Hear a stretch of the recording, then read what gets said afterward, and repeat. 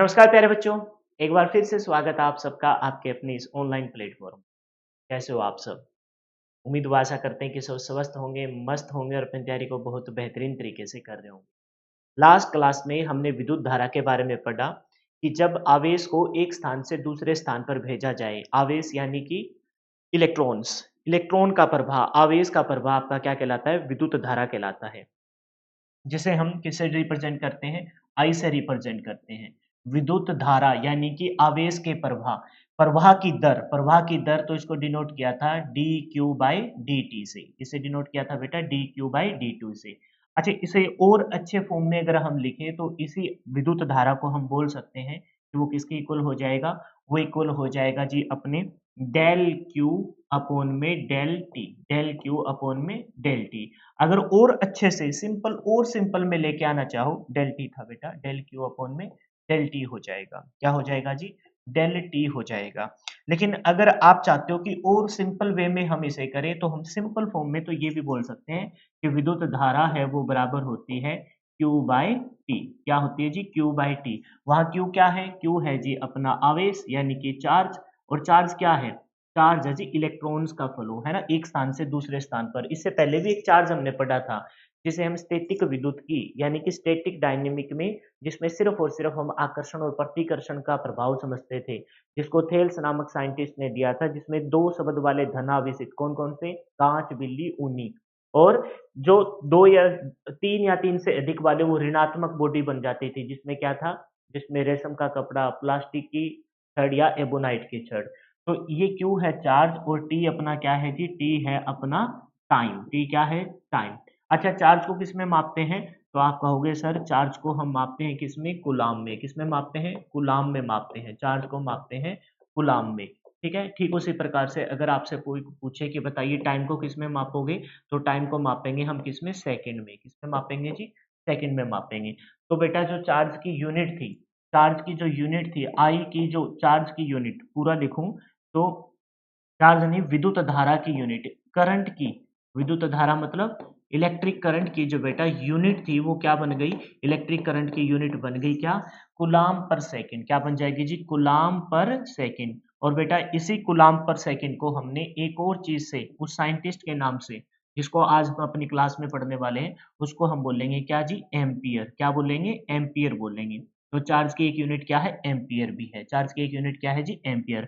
तो हम कह सकते हैं कि 1 एम्पियर है वो बराबर होता है 1 कूलाम चार्ज 1 सेकंड में प्रभावित हो। इसको भी आज डिटेल से पढ़ेंगे, लेकिन ये तुम 1-1 को हटा दो एक बार के लिए, बस सिंपल सा ये ध्यान रखो कि बेटा कि चार्ज जो हमने पढ़ा है जिसकी यूनिट एम्पियर या कूलाम पर सेकंड है, तो उसको हम बोलो कि 1 एम्पियर बेटा बराबर होता है कूलाम पर सेकंड। क्योंकि अभी तक ये मैंने 1 एम्पियर की डेफिनेशन तुमको पढ़ाई नहीं है कि 1 एम्पियर क्या है, 2 चालक तार के बीच में इतने न्यूटन का बल लगे या फिर इतनी चांदी को एकत्रित इकट्ठा करे, ये वाली चीज़ मैंने अब तक पढ़ाई नहीं, इस वजह से तुम ध्यान रखो कूलाम पर सेकंड, और उसी को बोलते हैं एम्पियर। तो 1 एम्पियर बराबर होगा कूलाम पर सेकंड के। किसके बराबर होगा जी?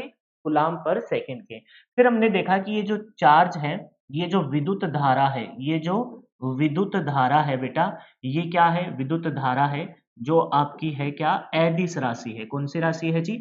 अदिश राशि है, यानी कि इसकी सिर्फ और सिर्फ दिशा होती है, कोई परिणाम होता है, इसमें दिशा नहीं होती। दिशा होती है लेकिन वो किसके योग का नियम की पालना नहीं करती? बीजगणितीय योग के नियम की पालना नहीं करती, इस वजह से इसको अदिश राशि कहते हैं। और इसको मापने के लिए एमीटर का प्रयोग करते हैं। किसका मीटर प्रयोग करते हैं? एमीटर। एम मीटर का प्रयोग करते हैं। किसका प्रयोग करते हैं? एमीटर का प्रयोग। शायद ये आधा में आएगा ना। एमीटर का प्रयोग करते हैं। इसको मापने के लिए किसका प्रयोग किया जाता है जी? एमीटर का प्रयोग किया जाता है। एम्पियर से ही एमीटर, इस प्रकार से आप याद कर सकते हो, एमीटर का प्रयोग करते हैं। अच्छा, अगर आपसे कोई कहे कि धारा का वेग क्या है? वेलोसिटी ऑफ करंट, है ना, करंट की वेलोसिटी, या वेग को क्या कहते हैं? वेलोसिटी। तो velocity of current, velocity of current, velocity of current, यानी कि धारा का अगर आपसे कोई वेग कहे तो धारा का वेग किसके वेग के बराबर है? Velocity of light. किसके बराबर है? वेलोसिटी ऑफ लाइट, यानी प्रकाश के वेग के बराबर है। धारा का वेग प्रकाश के वेग के बराबर है, और जो प्रकाश का वेग है बेटा वो कितना होता है? वो होता है सर 3 गुना 10 की पावर 8 मीटर पर सेकंड। मीटर पर सेकंड। और इसी को बेटा आप लिख सकते हो 3 गुना 10 की पावर 5, 3 जीरो कम हो जाएगी, किलोमीटर पर सेकंड। और बेटा इसी को माइल्स में लिखोगे तो 1,86,000 माइल्स पर सेकंड। माइल है ना, पर सेकंड हो जाएगा। तो ये क्या थी? ये सारी की सारी है ना वेलोसिटी है। वेलोसिटी ऑफ लाइट बोलो, वेलोसिटी ऑफ करंट बोलो। और velocity of light, velocity of current है वो 3 गुना 10 की पावर 8 मीटर पर सेकंड, या 3 गुना 10 की पावर 5 मीटर पर सेकंड, या फिर बोलो 1,86,000 माइल्स पर सेकंड। क्लियर है?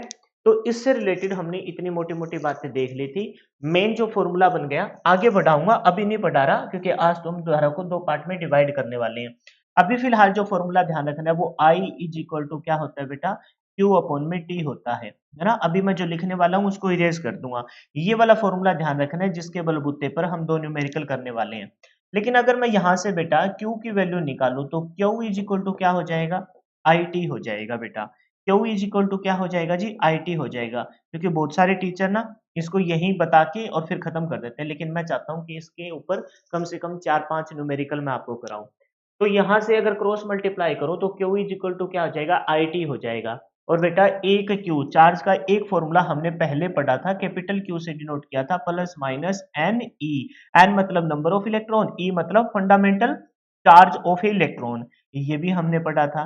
तो यहां से देखा Q is equal to I T, यहां से देखा Q is equal to n e. तो इन दोनों का निचोड़ क्या मैं कुछ इस प्रकार से लिख सकता हूं क्या, कि दोनों को अगर मैं इन कंक्लूड करूं, ये भी क्यू ये भी क्यू, दोनों बेटा चार्ज ही है। इसको यहाँ हमने स्मॉल क्यू से और वहां हमने कैपिटल क्यू से चार्ज ऑन ए बॉडी, और ये वाला जो क्यू है वो किसी निश्चित टाइम पीरियड में किसी कंडक्टिंग वायर से गुजरा गया आवेश है, तो उसको स्मॉल, दोनों बराबर ही है। तो क्या आई टी बेटा, अगर इस बात को दोनों को समअप करूं तो आई टी क्या इक्वल एन ई के हो जाएगा क्या? और ये बहुत सारे न्यूमेरिकल को आगे जाके सोल्व करेगा। लेकिन फिलहाल मैं इस मुद्दे पर कोई चर्चा नहीं करूंगा, फिलहाल मैं इस वाली पट्टी पे कोई चर्चा नहीं करूंगा। ये मैंने यहां तक पूरा ऑलरेडी आपको पढ़ा दिया है। I is equal to Q T, Q by T, इसके बेस पे हम कुछ एक दो न्यूमेरिकल देखेंगे, फिर हम आगे बढ़ेंगे। क्लियर है यहाँ तक की कहानी? लेकिन न्यूमेरिकल करने से पहले एक बार आपको एम्पियर के बारे में पढ़ लेना है, और उससे पहले भी आपको किसके बारे में पढ़ लेना है? विद्युत धारा की दिशा। विद्युत धारा की दिशा, कि विद्युत धारा की दिशा किस प्रकार से अपना पाथ डिसाइड करती है, किस प्रकार से। अच्छा, विद्युत धारा क्या है? किसी चालक वायर में से, किसी चालक वायर में से आवेश की प्रवाह की दर, आवेश प्रवाह की दर, या फिर ये कहूं किसी चालक वायर में बेटा आवेश प्रवाह को क्या बोल सकते हैं? इलेक्ट्रॉन, इलेक्ट्रॉन की दर, इलेक्ट्रॉन के प्रवाह की दर, आवेश के प्रवाह की दर बोलो या इलेक्ट्रॉन के प्रवाह की दर बोलो। फिर एक बात ये भी बताई थी कल की क्लास में कि इलेक्ट्रॉन से विपरीत दिशा में आपकी विद्युत धारा बहती है। इलेक्ट्रॉन बेटा अगर इस दिशा में जा रहे हैं तो विद्युत धारा इस दिशा में जाएगी। और इलेक्ट्रॉन अगर ये पता लग जाए कि बेटा इलेक्ट्रॉन किस दिशा में बह रहे हैं, तो ये भी पता लग जाएगा कि बेटा धारा किस दिशा में बह रही है। अगर ये फिर ये कहें कि अगर ये पता लग जाए कि धारा किस दिशा में बह रही है, तो उसके विपरीत इलेक्ट्रॉन बहेंगे, तो इलेक्ट्रॉन किस दिशा में बह रहे हैं ये भी पता लग जाएगा। तो यहाँ हमें इलेक्ट्रॉन और धारा दोनों का ही पता करना है। हम पहले इलेक्ट्रॉन को पकड़ के चलेंगे। विद्युत धारा हमेशा बंद परिपथ में प्रभावित होती है। सबसे पहले तो ये वाली बात है, बंद परिपथ को क्या बोलते हैं बेटा? क्लोज्ड, क्या बोलेंगे? क्लोज्ड। बंद परिपथ को क्या कहेंगे? Closed path. Closed electrical path में विद्युत धारा बहेगी। ऐसे नहीं है कि मान के चलो कोई, जैसे मैं यहाँ एक एग्जांपल लेता हूँ छोटा सा, कोई एक छोटा सा बना के देखता हूँ कि भाई मैंने ये कोई वायर ली, इसको इरेज कर दूंगा मैं। यहाँ मैंने कोई पावर सप्लाई, क्योंकि अभी तक फिलहाल आपको ये नहीं पता कि पाथ होता क्या है, आपको ये भी नहीं पता कि कोई सर्किट क्या होता है, तो अभी फिलहाल मैं यहाँ कोई आपको कंफ्यूज नहीं करूंगा। मैं बिल्कुल बेटा पर्टिकुलर ऑर्डर में चल रहा हूँ, ठीक है। कोई भी ऐसी चीज मैं आपको नहीं बताना चाहता जिसको आपको लगे कि भाई यार ये पता नहीं क्या बना दिया सर ने, ठीक है। ये कोई मैंने एक पाथ बनाया बेटा, और मैं कहता हूँ कि भाई जैसे ये कोई डिवाइस है वो आर है, ये कोई डिवाइस कैपेसिटर है, ये कोई डिवाइस इंडक्टर है, और यहाँ वोल्टेज दिए। अब धारा का प्रभाव मान लेते हैं यहाँ से ऐसे हो रहा है, धारा का प्रभाव बेटा तभी होगा जब पाथ अपना क्या हो, क्लोज हो। वो हाई वोल्टेज से लो वोल्टेज की जाता है। लेकिन मान के चलो इस पाथ को ना मैंने यहाँ से ऐसे ब्रेक कर दिया, है ना, यहाँ से ब्रेक कर दिया, जिसमें हम 2-3 डिवाइसेस लगा सकते हैं। जैसे मान के चलो आपने कोई स्विच लगा दिया, आपने कोई स्विच लगा दिया और ये स्विच को ऑन कर दिया। आप अपने बटन भी तो ऑन ऑफ करते हो ना, आवाज सुन पा रहे हो? ये ऑन ऑफ, ये स्विच है, ऑन ऑफ, पंखा ऑन हुआ ऑफ हुआ, तो ये स्विच से आपने काट दिया और जब इसे क्लोज करोगे तो ये ऐसे क्लोज हो जाएगा। बेटा ये जब ओपन होगा तब आपकी कोई भी विद्युत धारा इस परिपथ में से नहीं बहेगी। कहने का मतलब यह है कि विद्युत धारा हमेशा क्लोज्ड परिपथ, बंद पाथ में, क्लोज्ड परिपथ में ही क्या होती है जी, प्रभावित होती है। अभी ये नहीं बना रहा मैं यहाँ आपको कुछ ऐसा नहीं बताने वाला जिसके बारे में मैंने आपको बताया ना हो। हर चीज को मैं तभी एक्सप्लेन करूँ आपके सामने जिसके बारे में थोड़ा बहुत मैंने आपको पहले बताया हो, ठीक है। धारा की दिशा सदैव इलेक्ट्रॉन की दिशा के विपरीत होती है। ये बात हमने ऑलरेडी देखी थी कि बेटा अगर धारा, अगर मान के चलो धारा इस दिशा में जा रही है, धारा बेटा अगर इस दिशा, इलेक्ट्रॉन बेटा मान के चलो इस दिशा में जा रहे हैं, इलेक्ट्रॉन इस दिशा में जा रहे हैं, तो आपकी जो विद्युत धारा है जिसको हम आई से रिप्रेजेंट करते हैं वो इस दिशा में आएगी। बिल्कुल विपरीत होते हैं, धारा इस दिशा में आएगी। बोलो क्लियर है क्या?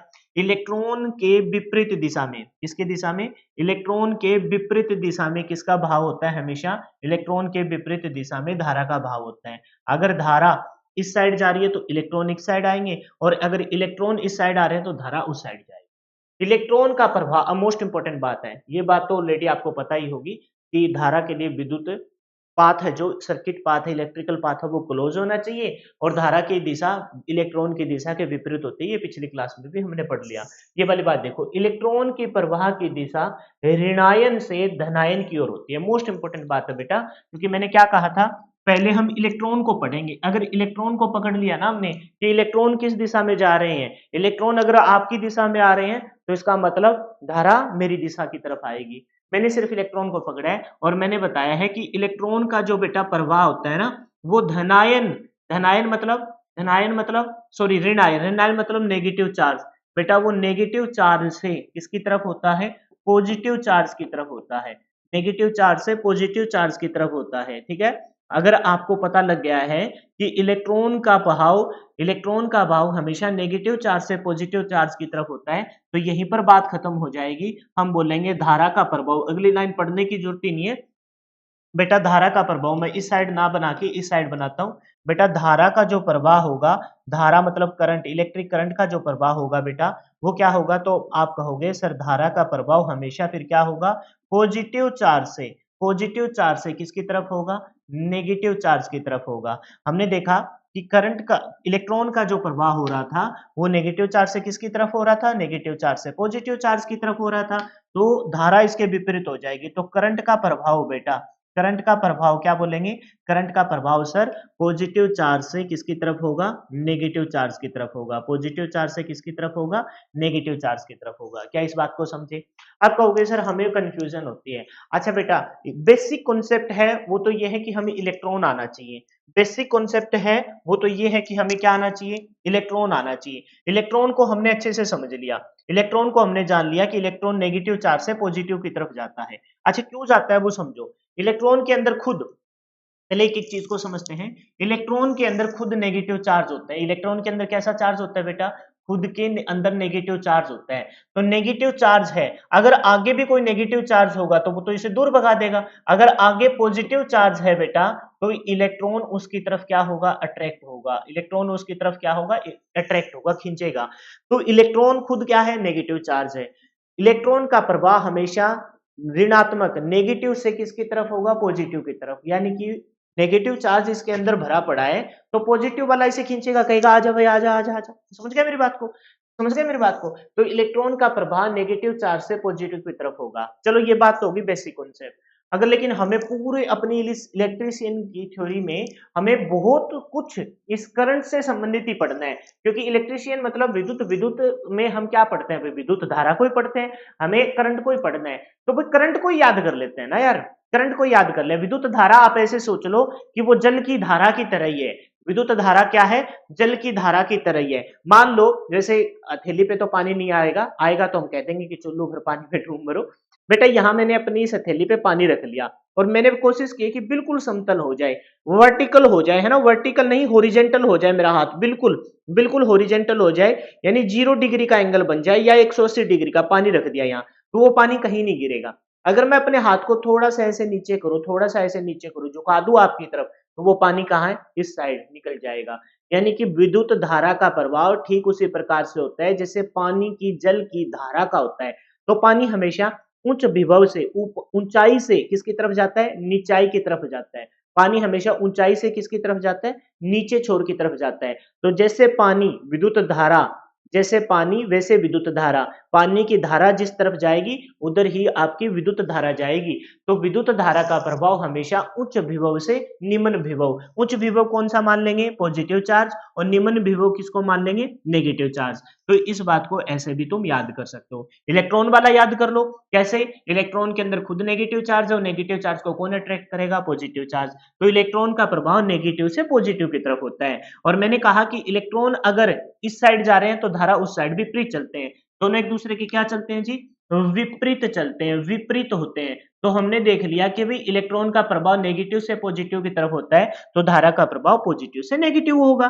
फिर सर कंफ्यूज कर रहे हैं, कैसे, ऐसे समझना, यानी कि विद्युत धारा पानी की धारा, विद्युत धारा पानी की धारा, पानी की धारा ऊंचाई से नीचाई की तरफ, ऊंचे स्थान से नीचे, उच्च विभव से निम्न विभव।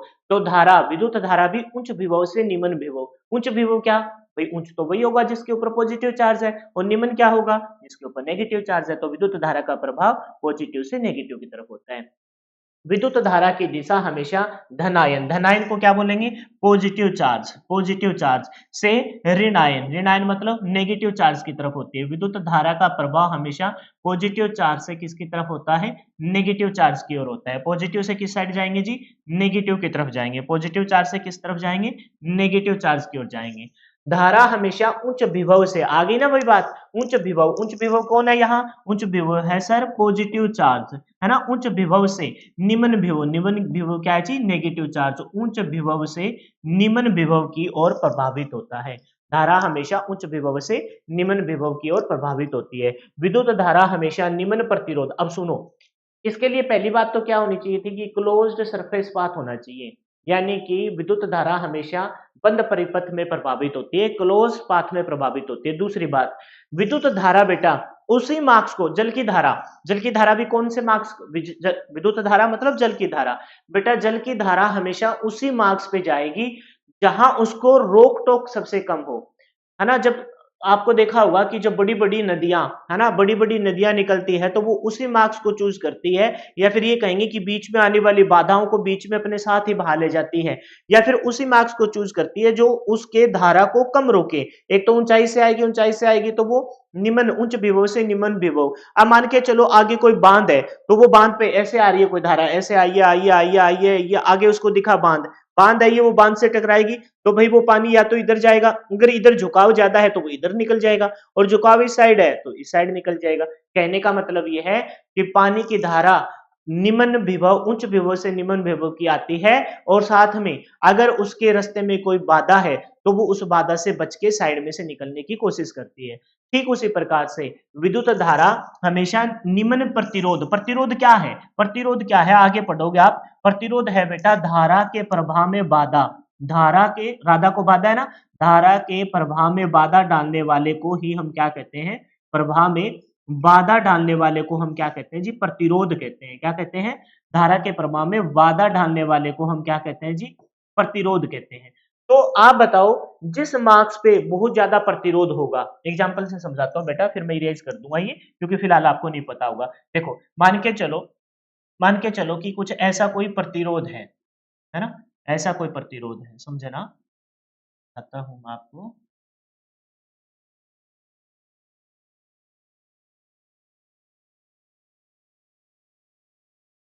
ठीक है बेटा, यहाँ से कोई धारा निकली है ना, ये 5 वोल्ट की कोई सप्लाई है, यहाँ से कोई धारा आई निकली है, ये 2 ओम का प्रतिरोध है, ठीक है बेटा, और वो धारा यहाँ से निकली है। अब इसमें से तो पास होना उसकी मजबूरी है, पास होगी। अब बताइए वो धारा इस मार्क्स पे जाएगी या वो धारा इस मार्क्स पे जाएगी, और यहाँ कह दिया मैंने कि 3 ओम का प्रतिरोध है। अब आपके ऊपर है, बताइए धारा कौन से मार्क्स को कहेगी। आप कहेंगे सर यहां से धारा चली है कोई उच्च विभव से, उच्च विभव मतलब पॉजिटिव चार्ज से नेगेटिव। देख लो ये मैंने जो धारा का मार्क्स है ना वो ये पकड़ा है, इस साइड क्यों नहीं ले गया, क्योंकि मैंने क्या कहा था धारा उच्च विभव मतलब पॉजिटिव चार्ज से नेगेटिव की तरफ आती है, घूम के आएगी किस साइड, इस साइड आ जाएगी। धारा हमेशा उच्च विभव से निम्न विभव की ओर बहती है, धारा हमेशा इस प्रकार से बहेगी, है ना। उच्च विभव मतलब पॉजिटिव चार्ज से निम्न विभव की ओर बहती है। तो धारा यहाँ चली, इसमें से जाना तो मजबूरी है। अब बताओ अगर धारा इस साइड जाएगी तो 3 ओम की बाधा, प्रतिरोध है ये, प्रतिरोध क्या करता है धारा के प्रभाव में बाधा डालता है। तो भाई ये तो धारा के प्रभाव में बाधा डालेगा, अगर यहां धारा आई तो ये बाधा डालने वाला है। तो धारा ने क्या किया, इस वाले मार्क्स को छोड़ दिया, तो धारा क्या आ जाएगी, यहां से आ जाएगी। ठीक है मेरी बात को समझे कि नहीं समझे। तो यही बात यहां लिख रखी है क्या, विद्युत धारा हमेशा निम्न प्रतिरोध मार्क्स। अगर मान के चलो बेटा यहाँ एक प्रतिरोध लगा दिया मैंने 5 ओम का, तो बताइए धारा यहां से आएगी या फिर यहां से आएगी। अब आप कहोगे सर धारा अगर यहां से, मजबूरी है भाई यहां से आना है तो आएगी, अदरवाइज धारा यहां से होके आ जाएगी। बोलो समझे कि नहीं समझे। कहने हालांकि ये कोई लॉजिक नहीं था बेटा, यहां से जब धारा आएगी ना तो वो दो पार्ट में, एक इधर जाएगी एक इधर जाएगी, लेकिन वो आगे चलकर आपको मैं बताऊंगा। फिलहाल तुमको मैंने समझाने की जो कोशिश की है वो मेरे ख्याल से समझ में आ गया होगा। कि क्या विद्युत धारा हमेशा निम्न प्रतिरोध मार्ग को चुनती है, इसी आधार पर यह हमेशा लघु परिपथ मतलब क्लोज्ड सर्फ, लघु परिपथ। अब तुमको नहीं पता कि ओपन परिपथ, लघु परिपथ, शॉर्ट परिपथ, लीकेज परिपथ क्या है, ये सारे परिपथ के प्रकार है। जब हम परिपथ को पढ़ेंगे ना, ऐसी कोई मतलब इलेक्ट्रिकल पाथ है, विद्युत का ऐसा कोई परिपथ है जो संपूर्ण करता हो, धारा के चक्कर को संपूर्ण करता हो। कहीं भाई आपका सप्लाई लगेगी, कहीं आपके वोल्टेज ड्रॉप के लिए कुछ बल्ब बैटरी या कुछ लगे, मतलब बल्ब या ट्यूबलाइट या हीटर लगेगा, कहीं आपकी एमसीबी लगेगी, कहीं आपके स्विच लगेंगे। लेकिन फिलहाल तुमको नहीं पता, फिलहाल तुम यही ध्यान रखो कि धारा का प्रवाह हमेशा ना एक तो क्लोज्ड परिपथ में होता है, दूसरी बात धारा के प्रवाह के लिए धारा उसी मार्ग को चूज करती है जिसमें बाधा सबसे कम हो, और बाधा डालने वाला कौन होता है, प्रतिरोध।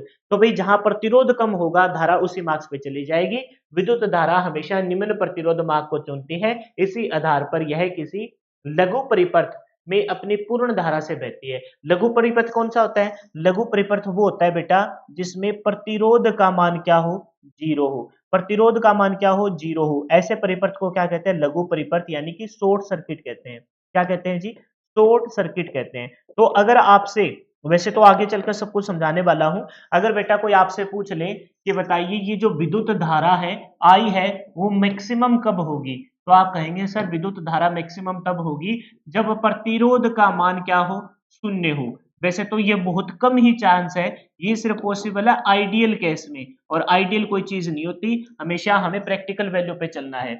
तो लेकिन हम क्या लिख सकते हैं, हम लिखेंगे कि सर धारा का मान मैक्सिमम तब होगा जब प्रतिरोध का मान क्या हो, मिनिमम हो, और आइडियल केस में प्रतिरोध का मान क्या हो, जीरो हो, तब धारा का मान क्या होगा, मैक्सिमम होगा। और बेटा अगर ऐसा होता है यानी कि प्रतिरोध अपना जीरो हो तो उसे हम बोलते हैं शॉर्ट सर्किट। क्या बोलते हैं बेटा, शॉर्ट सर्किट बोलते हैं। लेकिन मेरी एक बात सुनो, फिलहाल तुमको नहीं पता कि प्रतिरोध क्या है ना, परिपथ के डिफरेंट डिफरेंट टाइप क्या है ना, परिपथ होते कितने प्रकार के हैं, किस प्रकार से उनमें इक्विपमेंट लगाते हैं। तो मैं तुम लोगों को कोई कंफ्यूज ना करते हुए इस बात को यहाँ से हटा देता हूँ। बस तुमको इतना सा ध्यान रखना है कि धारा के लिए एक तो क्लोज पाथ होना चाहिए, दूसरी बात धारा, विद्युत धारा उस पाथ पे जाएगी जिसमें प्रतिबाधा कम से कम हो, और प्रतिबाधा क्या होती है, प्रतिरोध, तो प्रतिरोध जिसमें कम होगा उसी में जाएगी। अगर प्रतिरोध का मान जीरो हो तो लघु परिपथ होगा, इसी वजह से कहते हैं कि धारा का पूर्ण मतलब मैक्सिमम धारा उसी पाथ में होगी जिसमें आपके प्रतिरोध ना हो, प्रतिरोध जीरो हो, और उसे क्या बोलते हैं, क्लोज सर्किट बोलते हैं, शॉर्ट सर्किट बोलते हैं। क्या बोलते हैं उसे, शॉर्ट सर्किट होगी, है ना, शॉर्ट सर्किट हो जाना। क्लियर है, जो बच्चा नोट करना चाहे उसे नोट कर लेगा, फिर आगे पढ़ने वाला। इसमें जो मोस्ट इंपोर्टेंट था उसको मैंने बैक बॉक्स में ऑलरेडी बंद कर दिया।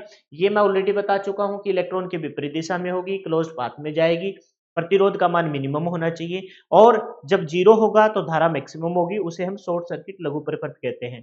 फिर हमने बताया कि धारा का प्रवाह हमेशा इलेक्ट्रॉन के प्रवाह के विपरीत होता है। इलेक्ट्रॉन कहाँ जाता है, खुद के अंदर नेगेटिव चार्ज है तो पॉजिटिव चार्ज इसे अपनी तरफ खींच लेगा।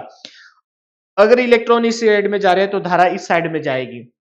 याद कर लो, विद्युत धारा है पानी की धारा, पानी की धारा उच्च विभव से निम्न विभव, तो विद्युत धारा भी उच्च विभव से निम्न विभव, उच्च विभव होता है पॉजिटिव चार्ज और निम्न विभव होता है नेगेटिव चार्ज। क्लियर है? होप सो आपको यहाँ तक अच्छे से क्लियर हो गया होगा। अब बात करते हैं जी एम्पियर की, क्योंकि धारा को हम किस में मापते हैं? धारा को हम मापते हैं एम्पियर। अच्छा तुम एक बात बता दो, एम्पियर को, एक एम्पियर को हमने पढ़ा है पहले बेटा। एम्पियर को क्या मैं चार्ज को किस में मापते हैं? कूलाम, और समय को किस में मापते हैं? सेकंड। ये वाली बात भी तुम आपको बता चुका हूं ना कि एक एम्पियर किसके बराबर होता है? कूलाम पर सेकंड के बराबर होता है। कूलाम पर सेकंड के बराबर होता है, क्योंकि हमने जो धारा देखी थी, आई देखा था, वो क्या था बेटा? Q बाई टी था, और Q को किस में मापा था? कूलाम में। T को किस में मापा था? सेकंड में। तो क्या ये बात हम नहीं जानते क्या? आप कहोगे सर बहुत अच्छे से जानते हैं, इसमें क्या दोहराई है। तो अब हम एम्पियर के बारे में पढ़ने वाले हैं। विद्युत धारा का एसआई मात्रक क्या है बेटा? एम्पियर है। एक मात्रक और देखा था हमने, ये बोराट क्या था, और उसमें हमने पढ़ा था कि उसकी वैल्यू है वो 10 एम्पियर के बराबर होती है ना। एक जैसे हम कूलाम को बड़ी यूनिट में मापते हैं, ठीक उसी प्रकार से हम विद्युत धारा की भी एक बड़ी यूनिट है, और उस बड़ी यूनिट की वैल्यू जो होती है बेटा वो कितनी होती है? 10 एम्पियर के बराबर होती है। तो बताओ जरा कमेंट करके उसकी सही नाम क्या था? है किसी को ध्यान उसका नाम क्या था? और वो वैसे पेपर में नहीं आया, लेकिन एज पर जनरल नॉलेज के सेंस में उसे ध्यान रखना है कि विद्युत धारा का माप है उसके अंदर भी किया जाता है। लेकिन उसका नाम बता दीजिए कमेंट करके जल्दी से, किस किस बच्चे को ध्यान है। नहीं ध्यान है तो पिछली वीडियो में जाके एक बार रिवाइज कर लीजिए। वो था बायोट। क्या था? बायोट। और एक बायोट किसके बराबर होता है? 10 एम्पियर। लेकिन एसआई मात्रक क्या है जी? एसआई मात्रक है एम्पियर। इसका नामकरण पेपर में आया नहीं, जनरल सेंस के सेंस में पढ़ना है। इसका नामकरण विद्युत चुंबक के खोजकर्ता, विद्युत चुंबकत्व को खोजने वाले, विद्युत चुंबक को खोजने, दो क्वेश्चन है इसमें। पहले तो विद्युत चुंबक के खोजकर्ता कौन है? विद्युत चुंबकत्व के जो खोजकर्ता है वो आंद्रे मेरी एम्पियर है। कौन है जी? आंद्रे मेरी एम्पियर है। मेरी एम्पियर, हाँ आंद्रे मेरी एम्पियर है। यही इसका नाम जो रखा था ना, इसका नाम जो रखा गया है, इसके विद्युत धारा के एसआई यूनिट एम्पियर का जो नाम रखा गया है, उसका नाम विद्युत चुंबक को खोजने वाले वैज्ञानिक आंद्रे मेरी एम्पियर। ये वाला जो एम्पियर है ना, इस एम्पियर में हमने किसका नाम रख दिया? विद्युत धारा के एसआई मात्रक का नाम रख दिया। ठीक है, आंद्रे मेरी एम्पियर, आंद्रे मेरी एम्पियर। ठीक है, जनरल सेंस में पढ़ना है। विद्युत धारा का वह स्थिर मान। अब देखते हैं कि एक एम्पियर की डेफिनेशन, पहले तो एम्पियर का मान क्या होता है, फिर अंतरराष्ट्रीय एम्पियर। जैसे प्रतिरोध का मान हमें गिवन होता है, प्रतिरोध का मान जो होता है 1 ओम, 2 ओम, 3 ओम, ठीक उसी प्रकार से एक अंतरराष्ट्रीय प्रतिरोध भी होता है ना। जो जब मैं चैप्टर में जाऊंगा तब कहूंगा कि भी एक पारे का स्तंभ है जिसकी लंबाई 106.3 सेंटीमीटर है, जिसका वजन 14.452 है, ऐसा कुछ वजन है उसका, और जिसके अनुप्रस्थ काट का क्षेत्रफल फिक्स है, तब उस पारे के स्तंभ का जो प्रतिरोध होता है वो होता है 1.5049, ऐसा कुछ मैं बताऊंगा, है ना, 00049 या 5049 एब्सोल्यूट ओम। तो एक तो प्रतिरोध जो हम मार्केट में खरीदते हैं 2 ओम, 3 ओम, 4 ओम, एक अंतरराष्ट्रीय प्रतिरोध जिसका मान फिक्स होता है। ठीक उसी प्रकार से यहां हम पहले एम्पियर की बात करेंगे, फिर एक अंतरराष्ट्रीय एम्पियर की भी बात करेंगे। जिसकी बात करेंगे, एक एम्पियर की अंतरराष्ट्रीय परिभाषा को भी देखेंगे। तो सबसे पहले हम एम्पियर, एम्पियर क्या है? विद्युत धारा का एसआई मात्रक है, और जो किसने दिया था? एक चुंबकीय विद्युत चुंबकत्व को खोजने वाले जो साइंटिस्ट है आंद्रे मेरी एम्पियर, उनके नाम पर रखा गया है। और एम्पियर को हम क्या बोलते हैं? कूलाम पर सेकंड बोलते हैं। विद्युत धारा का वह स्थिर मान जिसकी वैल्यू फिक्स है, जिसमें सिल्वर नाइट्रेट के घोल में, किसके घोल में बेटा? सिल्वर नाइट्रेट के घोल में, मतलब इसको इस प्रकार से रिप्रेजेंट किया गया है। और सिल्वर नाइट्रेट केमिस्ट्री में पूछा जा सकता है, सिल्वर नाइट्रेट का रासायनिक फॉर्मूला क्या है? तो ए, सिल्वर को बोलते हैं एजी, नाइट्रेट NO3, सिल्वर नाइट्रेट यानी कि AgNO3। आंख बंद करके 3-4 बार पढ़िए, silver nitrate, silver nitrate, silver nitrate, AgNO3, एज, कोई भी चीज ना पहले तो पढ़ा करो, silver nitrate, silver nitrate, AgNO3, फिर आंख बंद करके 2-3 बार बोलना होता है, silver nitrate AgNO3, silver nitrate AgNO3, AgNO3, AgNO3। फिर बेटा ये तो होता है बड़बड़ाना, फिर एक होता है बिल्कुल मन शांत करके मन मन में मेमोराइज करना। मैंने 3 बार बोला है, सिल्वर नाइट्रेट AgNO3, इस प्रकार से याद करते हैं। 7 से 8 या 11 बार रिपीट कर लेते हैं तो भूलते नहीं। तो कह रहे हैं कि विद्युत धारा का वह स्थिर मान जिसमें सिल्वर नाइट्रेट AgNO3 के घोल में प्रभावित करने पर प्रति सेकंड कितना? प्रति सेकंड बोल रहे हैं बेटा इतना, कितना? 0.001118 ग्राम चांदी एकत्रित करता हो, है ना। यानी कि ये कह रहा है कि भाई इस प्रकार से इसको रिप्रेजेंट किया जाता है।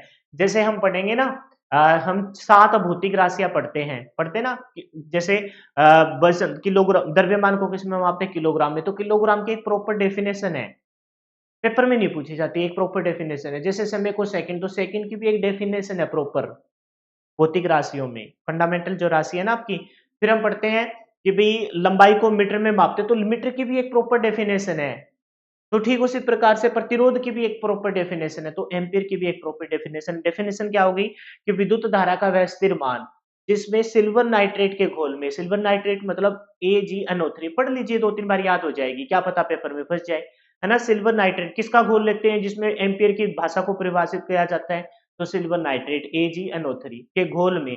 और जब इस घोल में ना, है ना, इस घोल में 1 सेकंड में इस घोल में प्रभावित करने पर, यानी कि विद्युत धारा का मान, कोई एक बीकर है, जैसे ऐसे समझो बेटा ये कोई बीकर है, इस बीकर में ना सिल्वर नाइट्रेट का घोल भरा है, AgNO3 सिल्वर नाइट्रेट का घोल भरा है। और कह रहे कि बेटा इसमें से ना कोई एक फिक्स धारा का मान इसमें से गुजारा गया है, मतलब फिक्स धारा का मान इसमें से गुजारा गया है इस घोल में से।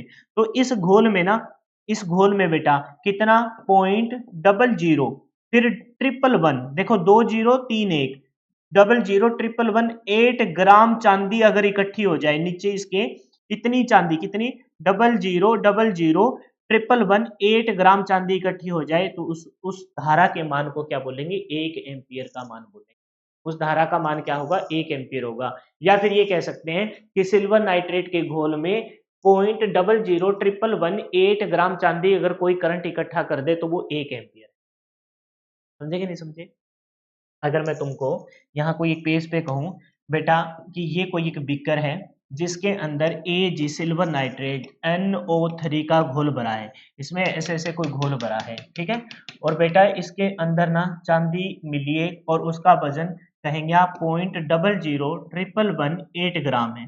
तो आप कहोगे सर ये जो चांदी आई है ना, ये डेफिनेटली तब आई होगी जब इस घोल में से 1 एम्पियर, कितना एम्पियर बेटा, 1 एम्पियर, कितना 1 एम्पियर का करंट प्रभावित हुआ हो, तब ये चांदी इकट्ठी हो। दूसरा बोलो कि किसी स्थिर विद्युत चार्ज को जब किसी घोल, कौन से घोल, AgNO3 में से गुजारा जाए, AgNO3 में से गुजारा जाए, है ना, तब यहाँ 00 8 ग्राम चांदी इकट्ठी होगी, तो वो स्थिर धारा गुजारी गई है वो 1 एम्पियर है। कैसे भी घुमा फिरा के तुम इसको 2-3 बार पढ़ोगे तो मेरे ख्याल से याद करना कोई मुश्किल नहीं। ठीक, आगे बढ़ो। यदि किसी चालक में, फिर दूसरी बोलता है कि यदि किसी चालक में 1 सेकंड में 0.625 इंटू 10⁻19 इलेक्ट्रॉन, ये देखा देखा लग रहा है, याद करो, याद करो, दिमाग पे जोर डालो। मैंने तुमको क्या बताया था कि जब 1 कूलाम के चार्ज को, याद करो, 1 कूलाम चार्ज को जब हम किसी बॉडी के अंदर से प्रभावित करते हैं तो उस पे number of electron, number of proton जो होते हैं वो 625, 6.25 बोला था, 6.25 गुना 10 की पावर 18 इलेक्ट्रॉन्स फॉलो हो जाते हैं और उसको मापते हैं एम्पियर में। अब यहाँ बात कर रहे हैं 1 एम्पियर की, तो 1 एम्पियर वो है बेटा जिसके अंदर से किसी, कोई दो चालक पदार्थ के अंदर से, कोई एक चालक पदार्थ के अंदर से अगर 6.25 गुना 10 की पावर 18 इलेक्ट्रॉन बह जाए तो वो 1 एम्पियर है। आप कहोगे सर कहाँ है 6.25, दो बेटा इसको सही कर लीजिए, ये 6, ये पॉइंट आगे शिफ्ट करो, 6.25 गुना 10 की पावर 19 की जगह क्या आ जाएगा, 10 की पावर 18 इलेक्ट्रॉन्स आ जाएंगे। बेटा अगर इतने इलेक्ट्रॉन किसी पे कब लागू होंगे, जब हम उस पे 1 कूलाम चार्ज को प्रभावित करेंगे। 1 कूलाम चार्ज को हम प्रभावित कर रहे हैं, 1 कूलाम चार्ज को प्रभावित कर रहे हैं, तो कह रहे हैं कि किसी चालक के 1 सेकंड में, है ना, ये देखो आई का जो फॉर्मूला लिखा था बेटा, हमने बोला था Q/T, बोला था कि नहीं बोला था, बिल्कुल बोला था सर। बेटा 1 कूलाम चार्ज को जब हमने 1 सेकंड तक, बोला है ना, 1 सेकंड तक, 1 कूलाम चार्ज को बेटा जब हमने 1 सेकंड तक प्रभावित किया, तब तब उस चालक तार में इतने इलेक्ट्रॉन बह गए, जब उस चालक तार में इतने इलेक्ट्रॉन बह गए, और उसको हमने क्या बोल दिया कि भाई 1 एम्पियर का करंट बह, 1 एम्पियर का करंट बह रहा है। बोलो क्लियर है कि नहीं है, बोलो ये बात समझ में आई कि नहीं आई, क्लियर है, बताइए। आप कहोगे सर ये कैसे बना, मैं बताता हूँ, देखो अभी थोड़ी देर पहले जब मैंने सब क्लास स्टार्ट की थी तो मैंने क्यू के दो फॉर्मूले बताए थे। क्यू इज इक्वल टू क्या था जी, Q is equal to I T था, है ना। IT बन गया था धारा के फॉर्मूले से, और Q इज इक्वल टू क्या बन गया जी, NE। बेटा इससे अगर आप सोल्व करो, हमें ये बताना है कि 1 एम्पियर I की वैल्यू बतानी है, तो I की वैल्यू बतानी है तो बेटा ये डिवाइड में T आ जाएगा, है ना, T आ जाएगा। तो हम कहेंगे कि यहाँ 6.25 गुना 10 की पावर 18 नंबर ऑफ इलेक्ट्रॉन हो, है ना। फंडामेंटल चार्ज कितना हो, 1.6 गुना 10 की पावर माइनस 19 गुलाम, और समय कितना हो, 1 सेकंड हो। वहां से भी ये वैल्यू आ जाती है। लेकिन तुमको इतना लफड़ा थोड़ी ना पालना है, इतनी सारी लंबी कहानी नहीं करनी। तुमको तो सिर्फ ये देखना है कि 1 एम्पियर क्या है। तो आप कहेंगे सर 1 एम्पियर की एक तो ये परिभाषा हो गई कि विद्युत धारा का वह स्थितिमान जब किसी घोल हो, AgNO3 सिल्वर नाइट्रेट का घोल हो, और उसमें अगर 0.001118 ग्राम चांदी इकट्ठी हो जाए, तो उस घोल में से जो करंट का मान गुजरा है वो 1 एम्पियर है। दूसरी बात, अगर किसी चालक में से सर 1 सेकंड में, किसी चालक में सर 1 सेकंड में जो नंबर ऑफ इलेक्ट्रॉन है वो 6.25 गुना 10 की पावर 18 इलेक्ट्रॉन बह जाए, तो वो आपका जो करंट होगा वो 1 एम्पियर होगा। तो करंट का मान कितना होगा, 1 एम्पियर। बेटा ये भी हमने पहले पढ़ा है और इसको हमने अब याद कर लिया। ठीक है, तो फिर कह रहे हैं इसे प्रतीकात्मक रूप से ए से डिनोट किया जाता है। कौन से साइन से डिनोट किया जाता है बेटा, ए से डिनोट किया जाता है। इसे डिनोट किया जाता है, ए से डिनोट किया जाता है। तो एक बार जो बच्चा नोट करना चाहे नोट कर सकता है। अब इस बात को मैं रिपीट कर देता हूँ। एम्पियर मतलब कूलाम प्रति सेकंड के बराबर होता है। यह इसको खोज करता है, जो विद्युत चुंबक के खोज करते थे, कौन थे, आंद्रे, कौन थे, आंद्रे मेरी एम्पियर, उनके नाम पे ही इसका नाम रखा है एम्पियर, और इसे सिंबल ए से डिनोट करते हैं। इसकी दो डेफिनेशन 1 एम्पियर की हमने पढ़ दी। एक तो हमने देखा क्योंकि कोई स्थिर चार्ज हमने किसी घोल से गुजारा है, कोई स्थिर चार्ज एक घोल है किसका, सिल्वर नाइट्रेट का, जिसका फॉर्मूला है AgNO3, उसमें से गुजारा है। तब इसके अंदर जो चांदी इकट्ठी हुई वो 0.001118 ग्राम चांदी इकट्ठी हो जाती है। तो जो हमने स्थिर करंट इसमें से गुजारा था वो 1 एम्पियर था। एक तो ये हो गई। दूसरा ये था कि जो हमने पढ़ा था कि 1 कूलाम चार्ज को किसी बॉडी पे लगाए तो कितने इलेक्ट्रॉन फॉलो होंगे, जो हमने चार्ज वाले चैप्टर में किया था। तब मैंने कहा था कि बेटा इस वैल्यू को डायरेक्ट याद कर लो। 1 कूलाम चार्ज किसी बॉडी पे लगाते हैं, मेरे अंदर से अगर 1 कूलाम चार्ज यहाँ इस उंगली से गुजारा जाए, तो 1 कूलाम चार्ज है ना, मेरे अंदर 6.25 गुना 10 की पावर 18 इलेक्ट्रॉन मेरी इस बॉडी में एंटर करवा देगा। तो यही कह रहे हैं किसी चालक तार में से 1 सेकंड में, किसी चालक तार में बेटा 1 सेकंड में जब 6.25 गुना 10 की पावर 18 इलेक्ट्रॉन बह जाए, चले जाएं, तब उस 1 सेकंड में जो करंट बहा है और इतने इलेक्ट्रॉन गए, उसे क्या कहेंगे, उसे हम 1 एम्पीयर कहेंगे। किसी चालक में 1 सेकंड में इतने इलेक्ट्रॉन प्रभावित हो तो विद्युत धारा का मान 1 एम्पीयर होता है। तो धारा का मान क्या होता है बेटा, 1 एम्पीयर होता है। तो एम्पीयर ये था और पेपर में पूछा जाता है।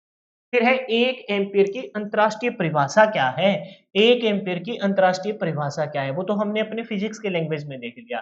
तो कह रहे हैं अंतरराष्ट्रीय भाषा बहुत सिंपल है कि जब दो समांतर चालक निर्वात में हो। बेटा ऐसे कोई दो समांतर चालक है, ये चालक नंबर फर्स्ट हो गया और ये बेटा चालक नंबर सेकंड हो गया, है ना। दो चालक समांतर है दोनों, निर्वात में हो। निर्वात मतलब जहां क्या हो, वैक्यूम हो। निर्वात मतलब जहां कोई हवा गैस वगैरह ना हो, जिसको हम निर्वात यानी कि क्या बोलते हैं, वैक्यूम बोलते हैं, है ना। जिसपे कोई बाहरी इफेक्ट ना पड़े, निर्वात बोल दो, या फिर क्या कहेंगे उसे, वो वैक्यूम कहेंगे। बेटा कोई निर्वात में दो चालक तार है जो समांतर रखे गए हैं तथा उनके मध्य 2 गुना 10 की पावर माइनस 7 न्यूटन बल लगी। इनके मध्य 2 गुना 10 की पावर माइनस 7 न्यूटन, क्योंकि फोर्स को हम किस में मापते हैं, न्यूटन। इन दोनों समांतर चालक तार के बीच में जब निर्वात में रखे हो तो 2 गुना 10 की पावर माइनस 7 न्यूटन जब इनके ऊपर फोर्स लगेगा, बल कार्य करेगा, तो उसमें प्रभावित धारा का मान 1 एम्पीयर होगा। उसमें प्रभावित धारा का मान क्या होगा, 1 एम्पीयर होगा।